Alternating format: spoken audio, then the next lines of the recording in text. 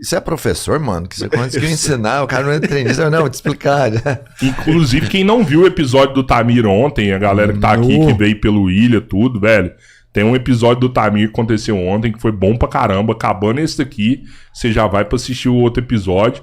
E assiste o do Frederico Crepe também, que tá aqui mais uma vez com a gente aqui. Foi só um tempinho de almoçar, já estamos conversando de novo. Dei dose do round 2, né, cara? Agora é a hora do... É trabalhista, né? Vamos trabalhar. Agora é round 2. Como diz A o... conversa já foi boa de manhã, o papo foi bom, agora a gente vai dobrar a meta, né? Como diz o Jacob, então você é um intelectual aí dos ciristas aí. Não, exagero. Não, exagero. E aí, será que a gente consegue bolar um PND aqui hoje, ô William? Cara, é necessário, né? Hoje a gente vai, claro, trocar ideias sobre alguns pontos, mas eu pensava hoje, antes de vir para cá, estive lá há 3 anos e muito tempo se passou. Quantos dias? Mais de 1000 dias. E quais mudanças significativas tivemos no país de lá para cá? Porque a gente, quando fala num projeto, a gente às vezes tem pressa. Poxa vida, mas o problema é muito grave e o projeto às vezes demora 5, 10, 15 anos para você ver de fato assim uma mudança já refletindo na vida das próximas gerações. Mas a gente não começar ele, cara, nunca vai chegar aí. Pra você ver, se passaram 3 anos, a gente teve com uma mudança profunda, benéfica para o povo. Eu critiquei aqui na época o teto de gastos, aí trocaram o teto de gastos por um novo teto de gastos, que é o arcabouço fiscal. Eu vim aqui na época, critiquei a PPI, a política de preço de importação da Petrobras, de paridade internacional da Petrobras, aí trocaram o PPI pela PRI. É só mudar a sigla, mas o dólar continua afetando o preço do combustível, o preço do barril lá fora continua afetando o preço do combustível. Sendo o Brasil um país que extrai petróleo daqui, embora exporta bruto e importa refinado, nós tínhamos na época, eu critiquei aqui o juro alto, a gente continua com o juro alto, hoje mais alto do que antes, mas na época como hoje o Brasil está aí no top 2, top 3 do juro real mais alto, que é quando você pega a taxa Selic e desconta a inflação. Nós tínhamos na época renúncias fiscais, que eu critiquei aqui, continuamos com elas e até aumentando em alguns aspectos, para quem não precisa, claramente para atender uma elite muito poderosa que manda e desmanda nesse país. Então 3 anos já se foram, da última vez que eu estive aqui. Só que a gente vai voltar, aí já são 20, 30 anos desse modelo econômico. E aí o pessoal que critica o PND, fala, mas isso aí é para daqui 10 anos. Mas se a gente não começar, se a gente tivesse começado em 2022, já vamos falar aqui, quem defendeu esse projeto foi o Ciro Gomes, terminou humilhado nas urnas com 3%. Então assim, se não começar nunca, agora, para começar a gente tem que validar isso nas urnas. O povo escolheu picanha e cerveja, e como a lacração das redes sociais diz, hoje mal você consegue comprar um café. Quem aí vive do salário mínimo enfrenta dificuldades para isso. E do outro lado, você tem aí da polarização, um discurso raso, que foi eleito em 2018 também, só com frase feita, vamos mudar isso que está aí, menos Brasil, menos Brasília, mais Brasil, mas projeto. E, infelizmente, nenhum dos lados da polarização tem. E quem tinha, terminou com 3%, o que é uma tragédia para o país. Então a gente tem que mudar isso. E vamos tentar trocar uma ideia aqui hoje com os nossos amigos e com vocês aí, com a audiência, é claro, para a gente entender que é importante ter a ideia que, independente se o Ciro vai ser candidato, que eu falei dele em 2022, ou não, a gente tem que cobrar a ideia para que os políticos também prometam, que a promessa ela tem a sua importância na campanha, né? Para a gente pelo menos poder cobrar. Agora, se o cara nem promete, você vai cobrar em cima de quê? Falta baliza, né? Você tem que saber para onde você vai. E o modelo econômico, o William falou bem que o modelo econômico continua o mesmo, mas também tem o problema de modelo de governança, né? Que também continua exatamente o mesmo, agravado, né? Igual, por exemplo, na época a gente reclamava do tal do orçamento secreto, né?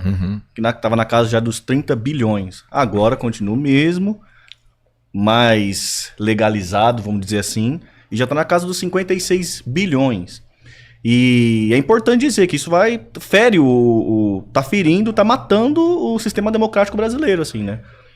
Cada parlamentar nas suas bases, coisa e tal, tá, por média aí, movimentando no mandato 50 milhões de reais. Nossa. Imagine você vai tentar ser candidato, você já não é candidato à reeleição, você tá tentando entrar agora, e você vai competir com um deputado lá da sua cidade, um político da sua cidade, que movimenta 50 milhões no orçamento, durante o mandato dele. Sim. Isso é bizarro, cara. Então, assim, a probabilidade de você renovar o Congresso, a probabilidade de você renovar o Senado, renovar os partidos, que é uma coisa também que a gente vai falar aqui hoje, que tá cada vez menor. Então, assim, a janela de oportunidade para as mudanças acontecerem tá cada vez se fechando, né? Eu pego até um gancho que o Tamir falou, porque eu fui candidato a deputado federal em 2022, e foi uma experiência, assim... Foi ruim ou... Eu acho que eu não nasci para isso. Sendo bem sincero, eu prefiro comentar, trocar ideia, criticar, elogiar, defender uma ideia nas redes sociais. Mas foi uma experiência de você ver na prática isso aí que o Tamir acabou de falar, sobre essa distribuição de emendas.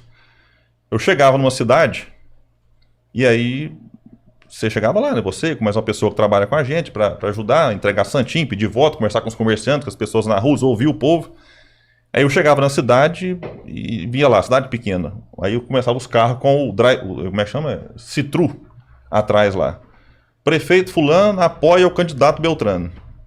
Eu falava, opa, o apoio do prefeito não é qualquer apoio. Porque a pessoa ela não conhece o candidato, mas ela conhece o prefeito. E aí eu chegava para conversar com as pessoas, e aí, como é que tá? Aí alguns você tem mais liberdade, fala, como é que tá? Quem que tá mais forte aqui? Fala, o candidato que o prefeito apoia. Não sabe nem o nome. O candidato que o prefeito apoia. Mas de onde que ele é? Ah, não sei.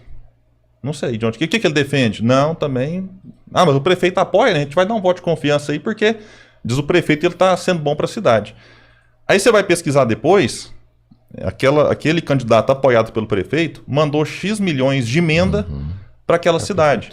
Então a emenda ela é enviada não porque o deputado está preocupado com o bem-estar do povo, está preocupado porque a ponte ali, está precisando fazer uma ponte que para largar de passar em cima do córrego, porque quando chove a estrada tem que ficar esperando, não é porque mandou um equipamento para o hospital. Não está preocupado com isso, está preocupado com comprar, através da emenda, o apoio para a próxima eleição.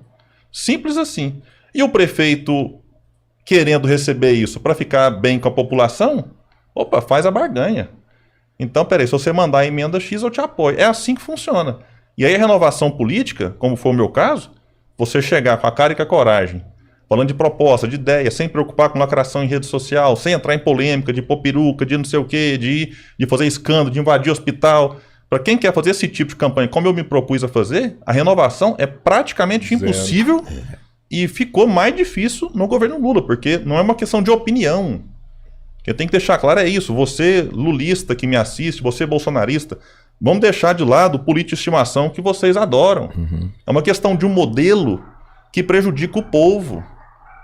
E esse negócio de ficar alimentando cada vez mais com emendas os deputados é prejudicial para o próprio sistema político e para o executivo principalmente. Que além de você não oxigenar com novos quadros, o presidente, seja ele Bolsonaro, Lula ou o próximo que vier, ou se o Lula for reeleito, fica cada vez mais na mão do Congresso e com menos poder de execução. Então o executivo não tem como executar. E o legislativo passa com a direção de emendas e atuando em cima de um outro poder. Então isso é um problema gravíssimo que eu senti na pele. E a consequência disso é isso, um índice de reeleição de quem não tem escrúpulo, de quem não tem... Sem falar na corrupção. Que aqui eu falei só da legalidade de você mandar emenda e combinar uma barganha, uma troca futura. E o pessoal fala até em corretor de emendas lá em Brasília. De que o cara faz a corretagem ali e ganha um percentual por fora.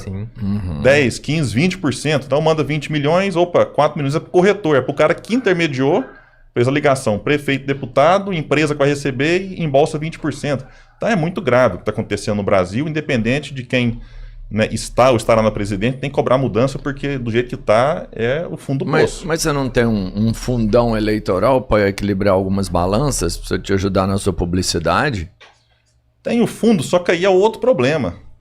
O valor do fundo que vai para os candidatos, ele é decidido pelo cacique do partido. E em alguns estados, como é o caso aqui de Minas Gerais, inclusive do partido que eu estou ainda filiado, o presidente do partido é deputado federal. Vixe. O que eu estou falando aqui é grave. Pode virar corte, não tem problema. O que eu estou falando aqui é um fato. E não é só... Quem dera fosse um problema do PDT de Minas Gerais. Esse é um problema dos partidos no Brasil inteiro. Em que